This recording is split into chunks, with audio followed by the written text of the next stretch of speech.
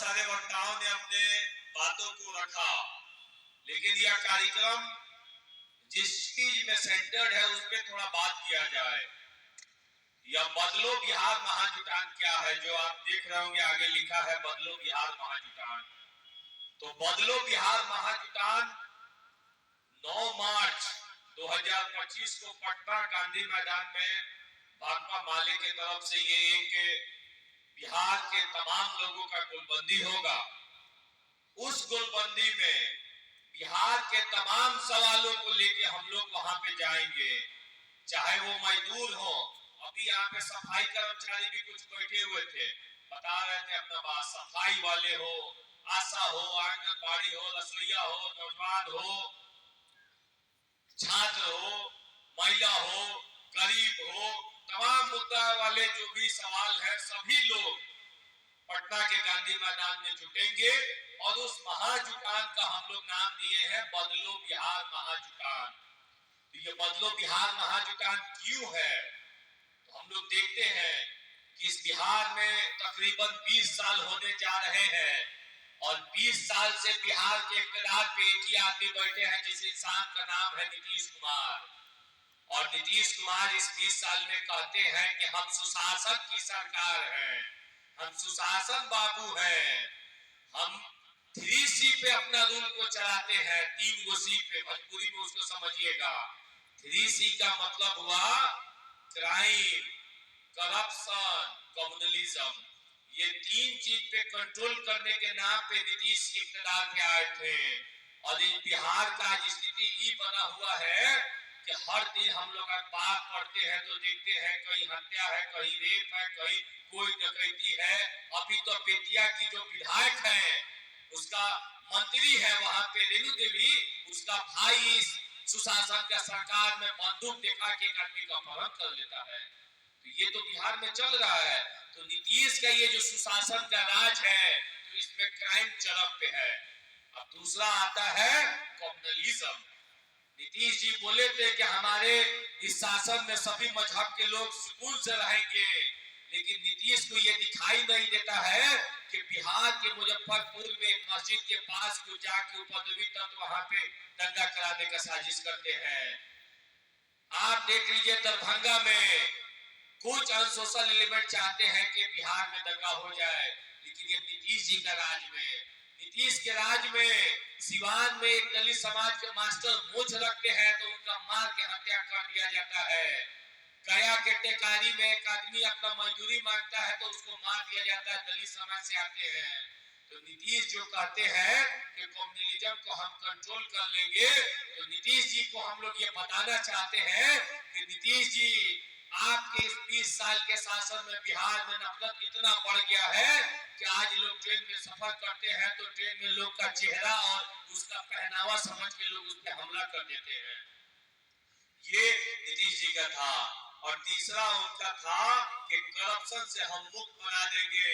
लेकिन आज हम लोग देखते हैं कि बिहार में कोई भी विभाग हो, चाहे वो ब्लॉक हो, अंचल हो, थाना हो, बिना दलाली का कहीं काम नहीं हो रहा है।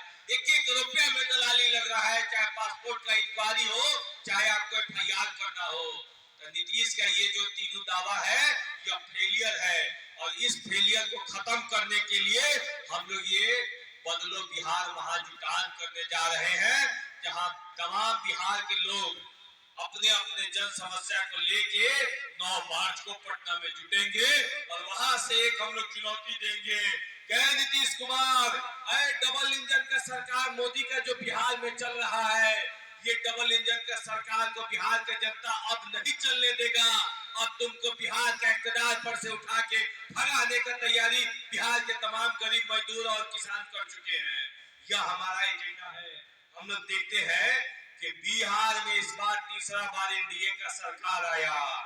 तो मोदी का जो सरकार इस बार आया है, तो एक बार मोदी जी आ गए अपने बहुमत से, दूसरा बार अपने बहुमत से आ गए, लेकिन तीसरा बार इस बार नीतीश का कुर्सी और मोदी का जो कुर्सी है, तो नायडू और नीतीश का बैसाखी मिला के आज मोदी का सरकार चल रहा है।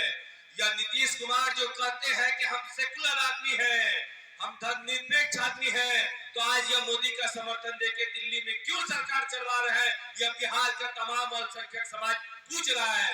लेकिन जदयू का लोग आके कहता है कि नीतीश कुमार के वोटवा दे दो, नीतीश के वोट दे दो। आज बहुत सारे बहुरूपिया घूमेंगे जदयू वाले, जो आपको जाति और धर्म का एक अफीम चटा के आएंगे, कहेंगे कि नीतीश के वोट दो, मोदी के वोट मत दो। लेकिन नीतीश और मोदी दोनों एक ही सिक्का के दो पहलू, यह बात आपको समझना पड़ेगा। नीतीश और मोदी में कोई अंतर नहीं है। नीतीश का चेहरा एकदम एक्सपोज हो गया है पूरा देश में। हम लोग देखें कि यही 2024 में अभी दिल्ली में मोदी का सरकार एक लाया वक्फ बोर्ड अमेंडमेंट बिल। वक्फ बोर्ड अमेंडमेंट बिल में यह वो बोल दिया कि जितना अल्पसंख्यक समाज का जो खानका है, ईदगाह है, मदरसा है, मसाजिद है, तमाम चीजों का इसका मालिकाना हक, उसका केयर टेकर सरकार बन जाएगा। तो इस चीज को बिहार का अल्पसंख्यक लोग नकार दिया, तो नीतीश कुमार को लजा जाना पड़ा।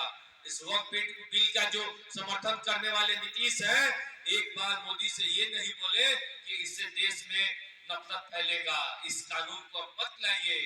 लेकिन नीतीश से खुला जाके मोदी के साथ गठबंधन में है कि नहीं है, आप लोग बताइए ना। और यही नीतीश जी है कि जब बिहार में सीए कानून, यही ठंडा में जब पूरा देश में आंदोलन चल रहा था, बिहार में आंदोलन चल रहा था, बेतिया में आंदोलन चल रहा था, आपके सिक्टा माइनाटाण के इस विद्यालय में हम लोग यहाँ कार्यक्रम किए थे। और उस सीए एनआरसी का जो आंदोलन चला था नागरिकता का, उसमें मोदी ये बोले थे कि आप लोग को अपना नागरिकता साबित करने के लिए पेपर दिखाना पड़ेगा। उस समय भी बिहार में नीतीश कुमार भाजपा के साथ थे।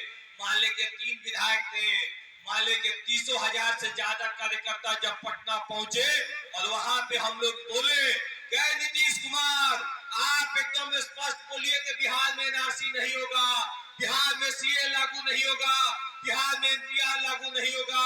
तब जाके वहां पे नीतीश को कहना पड़ा सदन में कि बिहार में हम एनआरसी कानून लागू नहीं होने देंगे। यह हमारी आंदोलन की लड़ाई थी, यह एक बिहार में माले लड़ाई लड़ा, इंसाफ मंच उस लड़ाई को लड़ा, तब नीतीश को यह कहना पड़ा। आज हम लोग देख रहे हैं कि 2024 जो चुनाव का साल बीता, बिहार के दर्जनों जगह पे, चाहे वो दरभंगा हो, चकिया हो, बेतिया हो, गया हो, मधुबनी हो, पूरा सीमांचल का कोना कोना तक एनआईए का छापा पड़ रहा था। और एनआईए का छापा इसलिए पड़ता है कि किसी मुसलमान का नाम किसी के साथ है, किसी संगठन, किसी तंजीम से जोड़ के उसको डराने का काम किया गया, नौजवानों को पकड़ के जेल में डाला गया, नौजवानों पे तशद्दुद किया गया। तो इस मामला में अगर कोई बिहार में आवाज उठाया तो वो इंसाफ मंच तंजीम है जो बोला कि बिहार के नौजवानों के साथ हम जो जुल्म हो रहा है इसका मजम्मत करते हैं, सड़क से सदन तक हम इसमें लड़े। बेतिया में जैसे अख्तर इमाम साहब बता रहे थे कि बेतिया के नौजवानों पे एनआईए का छापा पड़ा और एनआईए का पुलिस जब आता था तो ये कहता था कि तुम इराक से कमा के आया है, तुम दुबई से कमा के आया है, तुम्हारे पास इतना पैसा कहां से आया है, तुम दिखाओ। तो उस बच्चों के साथ उनको लेके मैं पटना गया और पटना जब हम लोग वहां पहुंचे तो उससे सवाल करता था कि तुम पैसा कैसे कैसे भेजे हो। अरे भाई, भारत सरकार वीजा इशू करता है कि तुम गल्फ में जाओ, मिडिल ईस्ट में जाओ, दुनिया के किसी जगह जाओ, कमाओ, अपना परिवार चलाओ। लेकिन उसमें चुन चुन के सिलेक्ट करके टारगेट करके एनआईए का छापामारी किया गया। तो इंसाफ मंच के हाथ में इस लड़ाई को लड़ा। साथियों, हम आपसे ये कहना चाहते हैं कि इस नीतीश के राज में 20 साल में शिक्षा का स्थिति ये बना है। एक गिरी जी अभी आए थे, नौजवान लड़का था, 3 साल पहले ग्रेजुएट हुआ, आज उसको नौकरी नहीं है। तो हमसे बता रहा था कि जो 3 साल का ग्रेजुएशन का पढ़ाई होता है उस पढ़ाई को हम 7 साल में किए। हम बोले कैसे हो? तो कागज पत्तर एग्जाम होते होते 5 साल बीत गया और 2 साल कागज के लिए दौड़ते दौड़ते 7 साल बीत गया। तो इस नीतीश का राज में 3 साल में जो आपके बच्चे को ग्रेजुएट हो जाना चाहिए पढ़ के, आज 7 साल लगता है। नीतीश कुमार जवाब दे कि इस चंपारण में 2 कॉलेजेस बेतिया में है, आलएसवाई है, एमजेके कॉलेज है, नरकटिया का टीपी वर्मा है। यहाँ के पढ़ने वाले जो बच्चे हैं उनका डिग्री लेट क्यों होता है? बच्चों को रोजगार क्यों नहीं दिया जाता है? बिहार को पलायन का जो नीतीश कुमार बना दिए हैं। और इस गरीबी को खत्म करने के नाम पे नीतीश बोले थे कि सब गरीब को हम 2-2 लाख रुपया देंगे काम धंधा करने के लिए। तो हम आज ये पूछना चाहते हैं कि नीतीश जी, आप तो गरीबों का साथ छलावा किए, आप कितना गरीब को 2 लाख रुपया दिए हैं बिजनेस करने के लिए? तो आंकड़ा आता है तो मात्र 1% से भी कम लोग को नीतीश दे पाए हैं। नीतीश के इस राज में हम लोग देखते हैं कि एक मीटर चला है जिसका नाम है स्मार्ट मीटर। स्मार्ट मीटर को घर घर जाके बिजली विभाग वाले लगाते हैं और स्मार्ट मीटर का ये स्थिति बना है कि एक आदमी अगर अपना घर बंद करके कहीं चल गया है तब भी उसका घर में मीटर रीडिंग होता है। बिजली का बिल जो पहले लोग के घर में 50 रुपया, 100 रुपया, 150 रुपया आता था, आज कोई ऐसा घर नहीं है जिसके घर में 500, 1000, 2000 से कम का बिजली बिल आए। तो हम ये मांग करते हैं और नीतीश कुमार से ये चुनौती भी देते हैं कि नीतीश कुमार, आप ये कहते हैं कि आपका स्मार्ट मीटर सही है तो आप सर्वे करा लीजिए, गांव-गांव में करा लीजिए, आपका स्मार्ट मीटर से लोग परेशान है। तो हम ये मांग करते हैं कि आप इस स्मार्ट मीटर पे, घुचुसवा मीटर पे रोक लगाइए, नहीं तो 9 मार्च को जो पटना में जुटान होगा, इस स्मार्ट मीटर में बिल देने वाले भी लोग आएंगे जो पीड़ित है। स्मार्ट मीटर के नाम पे जो गांव में मीटर लोग नहीं लगवा रहे हैं, आपकी पुलिस जाके गांव पे फरियाद कर दे रहा है कि तुम लोग मीटर नहीं लगवाए, हम तुम्हारे पे केस कर देंगे। तो नीतीश जी, अपना पुलिस प्रशासन का गुंडागर्दी बंद कराइए।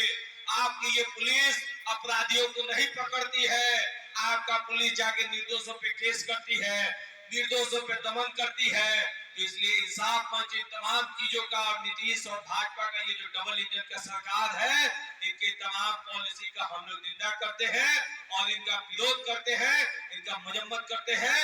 और आज से आह्वान करने हम आए हैं कि 9 मार्च को जो पटना में महाजुटान होगा तो उसमें अल्पसंख्यक समाज का भागीदारी ज्यादा से ज्यादा हो। इसलिए आज आपसे ये जन कन्वेंशन के माध्यम से हम अपनी बात कर रहे हैं। और अगला जन कन्वेंशन हम लोग नरकटियागंज में करेंगे, रामनगर में करेंगे और बेतिया मंडल स्तर पे करेंगे। और इस जिला से हम समझते हैं कि 9 मार्च का जो रैली होगा तमाम बिहार के गरीबों का, उसमें हर जगह से मिला के इस पश्चिमी चंपारण जिला से 2000 से ज्यादा सिर्फ अल्पसंख्यक समाज का भागीदारी हो, ये सुनिश्चित करने के लिए इंसाफ मंच भी लगा हुआ है। और आपसे ये गुजारिश करेंगे कि आप लोग ज्यादा से ज्यादा संख्या में 9 मार्च को पटना चलिए और आपके जो सगे संबंधी रिश्तेदार हैं सबको लेके चलिए। और वहां से हम लोग मैसेज देंगे कि बिहार का बदलाव का जरूरत है। बिहार को ये जातिवाद और जो संप्रदायवाद, नफरतवाद नीतीश के राज में जो अवसर साल लोग चला रहे हैं, इन तमाम लोगों से मुक्ति चाहिए। महिलाओं को मुक्ति चाहिए, महिलाओं को मुक्ति चाहिए कि नीतीश कुमार के राज में आज ये कर्जा की जाल में फंस रही हैं। जगह जगह गांव में स्वयं सहायता समूह और वो लोन बांटने वाले लोग जा जाके करते हैं और गरीबों का शोषण हो रहा है।